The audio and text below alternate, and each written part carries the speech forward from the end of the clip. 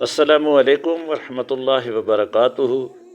معزز سامعین، جیسا کہ آپ جانتے ہیں کہ ہمارا مقدس اور بابرکت مہمان ہم سے آہستہ آہستہ رخصت ہو رہا ہے۔ یہ بڑی قیمتی گھڑیاں ہیں اور ہمیں بھرپور کوشش کرنی چاہیے کہ ہمارا یہ مہمان جو ہماری بخشش کا ذمہ دار ہے ہم سے خوش واپس جائے۔ معزز سامعین، آپ یقیناً سمجھ گئے ہوں گے کہ ہماری یہ آج کی ویڈیو بھی رمضان المبارک کے بابرکت مہینے کے بارے میں ہے، جو کہ سحری اور افطاری کا مہینہ ہے۔ روزہ نفس کو اللہ کی اطاعت کا پابند بناتا ہے۔ بندہ اللہ کے حکم سے ایک خاص وقت تک کھانا پینا چھوڑ دیتا ہے اور ایک مخصوص وقت میں سحری، خواہ اس کا دل نہ بھی چاہ رہا ہو تو اللہ کی خوشنودی کے لیے کھاتا ہے۔ بعض اوقات سحری کھانے میں ناپسندیدگی کا اظہار کیا جاتا ہے۔ بعض لوگ سحری کرتے ہی نہیں اور بعض وقت سے پہلے ہی کھا لیتے ہیں، جبکہ تاخیر سے کھانا اخلاق نبوت میں سے ہے۔ ابو درداء رضی اللہ تعالی عنہ سے روایت ہے کہ نبی اکرم صلی اللہ علیہ وسلم نے فرمایا، 3 کام اخلاق نبوت میں سے ہیں: افطاری میں جلدی، سحری میں تاخیر اور نماز میں دائیں ہاتھ کو بائیں پر رکھنا۔ ہمیں سحری کا اہتمام ضرور کرنا چاہیے۔ بندہ مومن کے لیے سحری کھانے میں برکت ہے اور سحری کھانا نبی کریم صلی اللہ علیہ وسلم کی سنت ہے۔ نبی کریم صلی اللہ علیہ وسلم نے فرمایا، سحری کھاؤ کیونکہ سحری کھانے میں برکت ہے۔ حضرت ارباز بن ساریہ رضی اللہ تعالی عنہ کہتے ہیں کہ مجھے رسول اللہ صلی اللہ علیہ وسلم نے رمضان میں سحری کے لیے بلایا اور فرمایا، آؤ مبارک کھانا کھا لو۔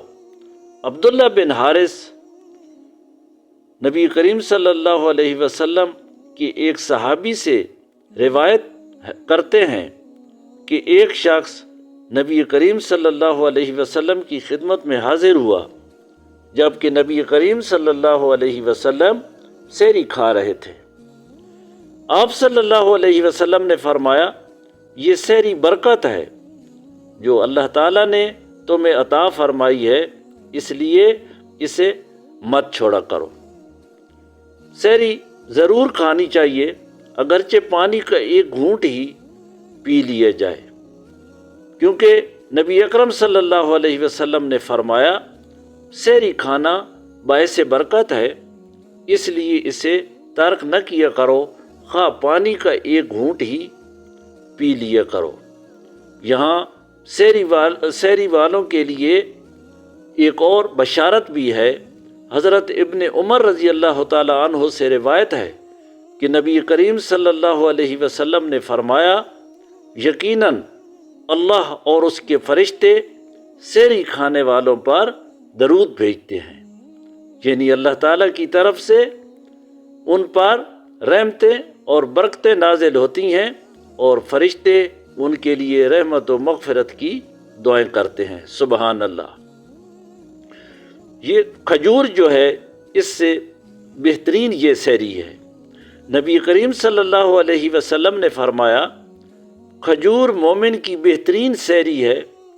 سحری میں متوازن غذا استعمال کریں تاکہ دن بھر تر و تازہ رہیں اور صحیح طور پر فرائض اور دیگر عبادات ادا کر سکیں۔ نبی اکرم صلی اللہ علیہ وسلم نے فرمایا کہ روزہ دار کو 2 خوشیاں حاصل ہوتی ہیں، ایک اس وقت جب وہ افطار کرتا ہے تو خوشی محسوس کرتا ہے، اور دوسرے جب وہ اپنے رب سے ملاقات کرے گا تو روزے کا ثواب دیکھ کر خوش ہوگا۔ سبحان اللہ۔ افطار جلدی کرنا مسنون ہے۔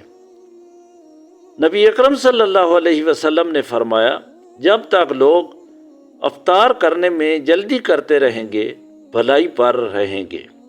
نبی اکرم صلی اللہ علیہ وسلم نے فرمایا، جب تم میں سے کسی نے روزہ رکھا ہو تو اسے چاہیے کہ کھجور سے افطار کرے، اگر کھجور نہ پائے تو پانی سے افطار کرے، بلا شبہ پانی پاک کرنے والا ہے۔ رسول اللہ صلی اللہ علیہ وسلم نماز سے پہلے تازہ کھجوروں سے روزہ افطار فرماتے، اگر تازہ کھجوریں نہ ہوتیں تو خشک کھجور تناول فرماتے، یہ بھی نہ ہوتیں تو پانی کی چند گھونٹ پی لیا کرتے تھے۔ نبی کریم صلی اللہ علیہ وسلم نے فرمایا، جس نے روزہ دار کو روزہ افطار کرایا اسے بھی اتنا ہی اجر ملے گا جتنا روزہ دار کے لیے ہوگا، اور روزہ دار اس کے اجر سے کم کوئی چیز نہیں ہوگی۔ تو ہمیں سحری افطاری کا اہتمام اعتدال کے ساتھ کرنا چاہیے، کیوں کہ یہ شہر الطعام نہیں بلکہ شہر الصیام ہے، یعنی یہ کھانے کا مہینہ نہیں، یہ روزوں کا مہینہ ہے۔ بہت مرغن غذاؤں اور پیٹ بھر کر کھانے سے ہمیں پرہیز کرنا چاہیے تاکہ جسم میں سستی پیدا نہ ہو۔ بچا ہوا کھانا ضائع نہیں کرنا چاہیے بلکہ کسی ضرورت مند کو دے دینا چاہیے۔ اور روزہ کھولتے وقت نبی کریم صلی اللہ علیہ وسلم یہ کلمات کہتے تھے، اللہم لک صمت وعلی رزقک افطرت، اے اللہ میں نے تیرے لیے روزہ رکھا اور تیرے ہی دی ہوئے رزق سے افطار کیا۔ اور جو دوسرا کلمہ ہے وہ یہ ہے، ذہب الظمأ وابتلت العروق وثبت الأجر انشاء اللہ، پیاس ختم ہو گئی، رگیں تر ہو گئیں اور روزے کا ثواب انشاءاللہ پورا ہو گیا۔ معزز سامعین، رمضان جو ہے یہ بخشش کا مہینہ ہے۔ اللہ تعالیٰ بہت غفور الرحیم ہے، واسع المغفرہ ہے، معاف کرنے کو پسند کرتا ہے۔ اس کا وعدہ ہے کہ جو گناہوں پر شرمندہ ہوں اور سچے دل سے توبہ کر لے وہ انہیں معاف کر دے گا۔ انسان خطا کا پتلا ہے، زندگی میں چھوٹے بڑے گناہوں میں مبتلا ہوتا رہتا ہے، جس پر اس کو ندامت اور شرمندگی بھی ہوتی ہے۔ ہر انسان چاہتا ہے کہ کسی طرح ان گناہوں کے بوجھ سے آزاد ہو اور اس دلدل سے باہر نکل آئے۔ تو رمضان المبارک جو ہے وہ گناہوں سے پاک ہونے کا بہترین موقع ہے۔ نبی کریم صلی اللہ علیہ وسلم نے فرمایا کہ ایک رمضان دوسرے رمضان تک اپنے درمیان ہونے والے گناہوں کو مٹا دیتا ہے، جبکہ کبیرہ گناہوں سے اجتناب کیا جائے۔ دن کا روزہ اور رات کا قیام جو ہے وہ بھی بخشش کا ذریعہ ہیں۔ نبی کریم صلی اللہ علیہ وسلم نے فرمایا، جس نے ایمان کے ساتھ اور ثواب کی نیت سے رمضان کے روزے رکھے اس کے گزشتہ سارے گناہ معاف کر دیے جاتے ہیں۔ روزہ دار مرد و عورت کے لیے بخشش کا بھی وعدہ ہے، اور اللہ پاک نے روزہ رکھنے والوں کی ان کے لیے بخشش اور اجر عظیم کا وعدہ فرمایا ہے۔ تو جو شخص رمضان پائے اس کی مغفرت نہ ہو وہ بد نصیب ہے۔ حضرت جابر بن سمرہ رضی اللہ تعالیٰ عنہ سے روایت ہے کہ نبی کریم صلی اللہ علیہ وسلم ممبر پر چڑھے اور فرمایا، آمین آمین آمین۔ آپ صلی اللہ علیہ وسلم نے فرمایا، صحابہ کرام رضی اللہ عنہم کے پوچھنے پہ کہ میرے پاس جبرائیل علیہ السلام آئے اور کہا کہ اے محمد صلی اللہ علیہ وسلم، اللہ اسے اپنی رحمت ربانی سے دور کرے جس نے رمضان پایا پھر وہ مر گیا اور اس کی بخشش نہیں ہوئی، حتیٰ کہ وہ جہنم میں داخل کر دیا گیا۔ آپ کہیے آمین۔ میں نے کہا آمین۔ سحری کا وقت جو ہے وہ استغفار کے لیے بہت موزوں ہے۔ اللہ کے خاص بندوں کی صفت ہے کہ وہ اس وقت اللہ سے سرگوشیاں کر کے اپنے گناہوں کی معافی مانگتے ہیں اور اپنے گناہ بخشواتے ہیں۔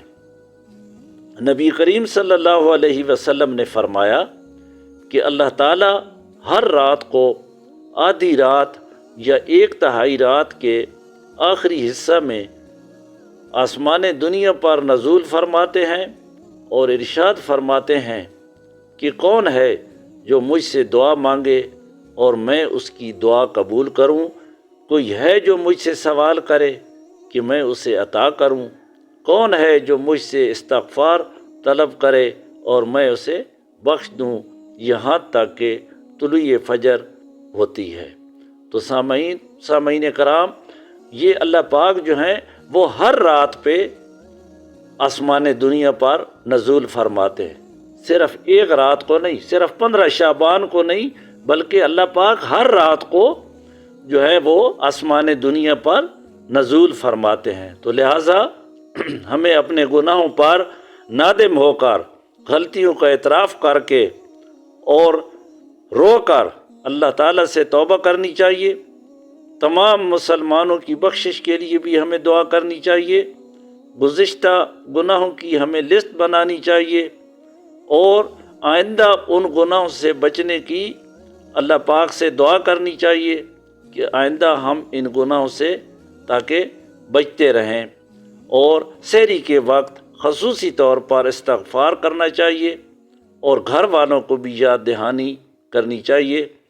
دعا ہے کہ ہم نے جو سنا، جو بیان کیا، ہمیں اللہ پاک اس پہ عمل کرنے کی توفیق عطا فرمائے۔ جزاکم اللہ خیر۔